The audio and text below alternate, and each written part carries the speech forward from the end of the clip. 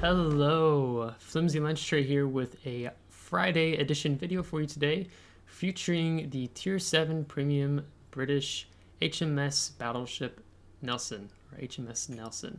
Perhaps that's a better way to phrase that one.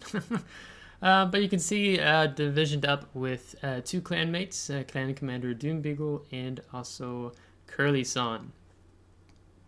So, when it comes to Operation Nelson, the Scharnhorst and the Fiji both really shine in this operation.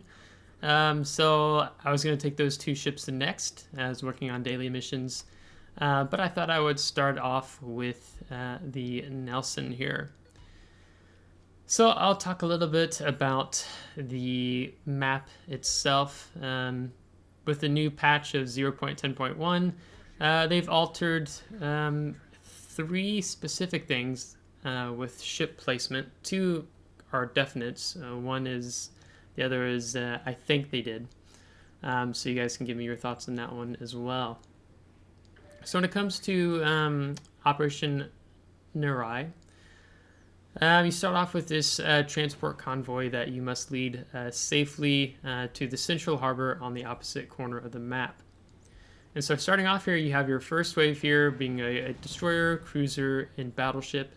When I'm usually battleship, I try to save my rounds for the battleship, as we get a nice citadel there and 21,000 damage. So I usually always try to go for the battleship first, because usually the cruiser can get deleted pretty quick. If you have another battleship further up in front of you, that just deletes the cruiser on the first go.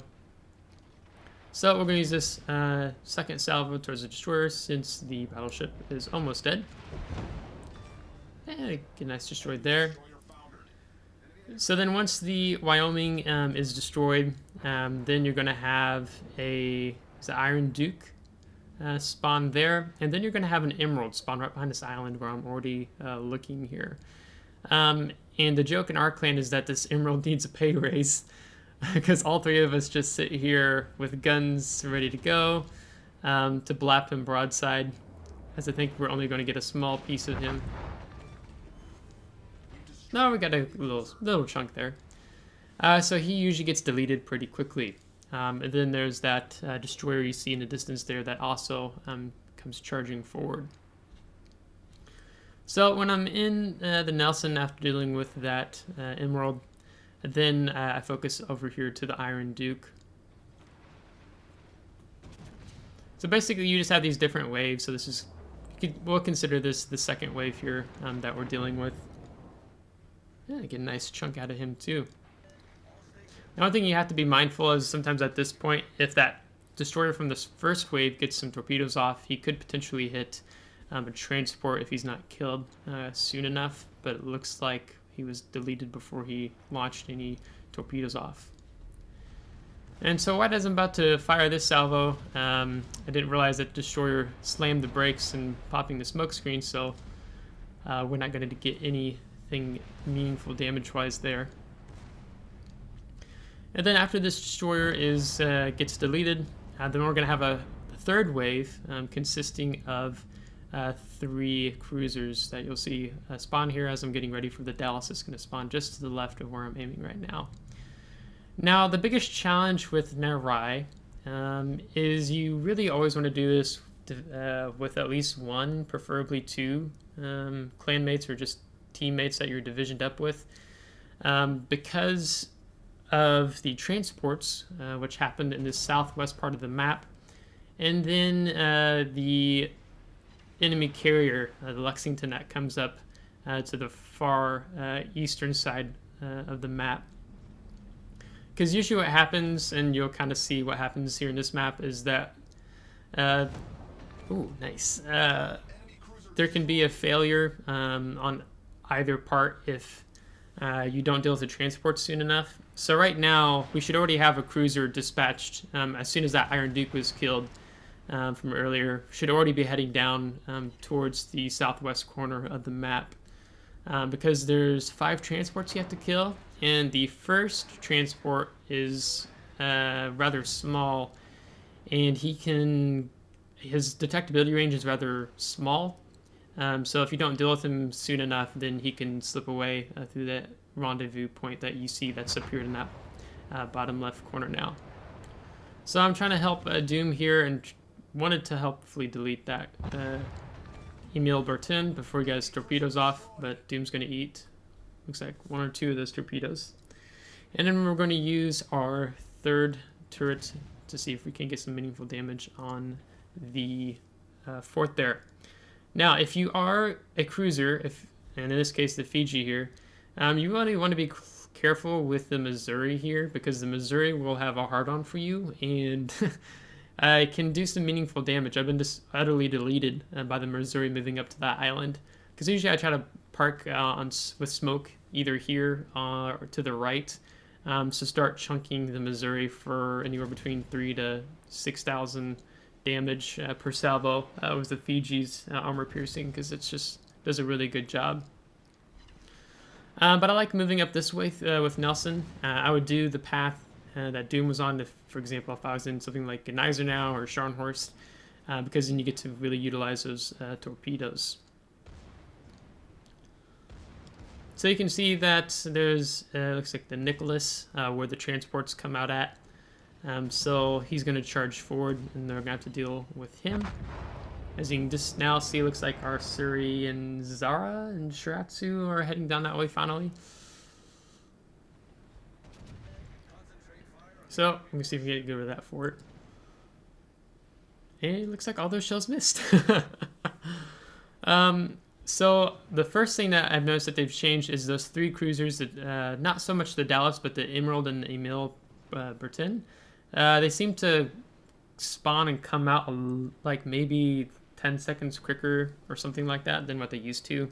That could just be my imagination, but our clan commander Doom pointed that out, and it made sense because some of the matches we had were rather interesting. The second thing is that the Phoenix no longer sticks with the Lexington. The Phoenix would never do this before. If anything, it would be the Nicholas would come charging out this way.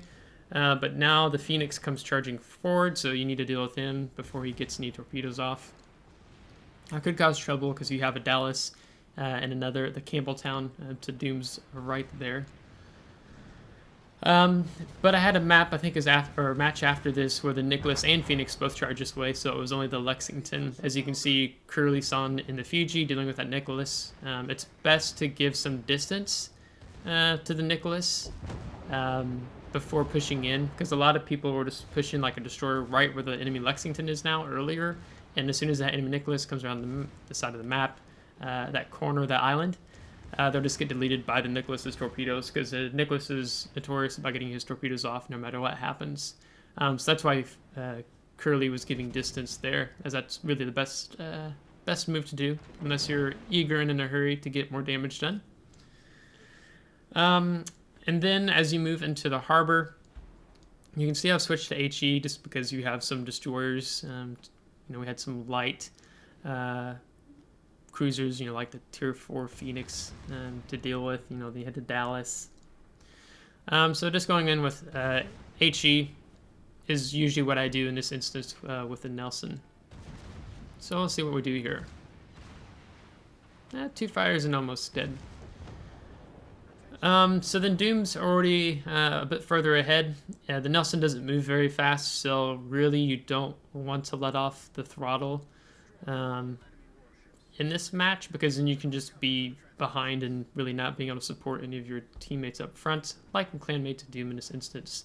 The third thing that has changed, as we just failed our transport task, is that the Britannia used to always come out more horizontally and just beach on that island right in front of me there. But now Wargaming has fixed that correction, and he just charges out now. So I was a little confused to why the Suri and the Zara weren't able to handle the transports, because I wasn't paying attention to them earlier, but I didn't realize they got such a late start on dealing with the transports.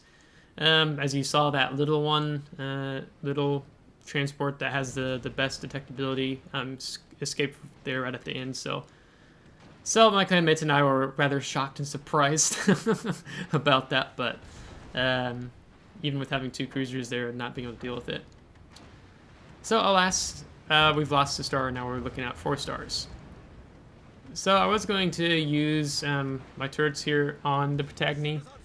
Because he's almost dead, I'm just going to let my secondaries keep chewing him off, and we're going to switch over to, was this the Indianapolis here? Or sorry, New York.